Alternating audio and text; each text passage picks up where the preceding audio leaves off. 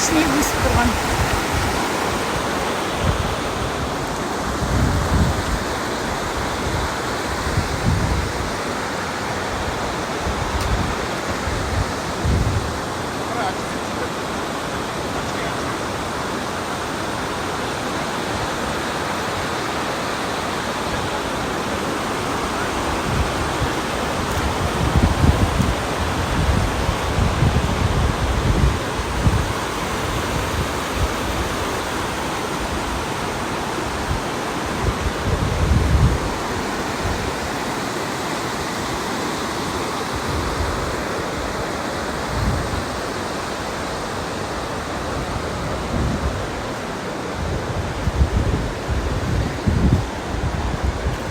Йога жасайтын жерimiz.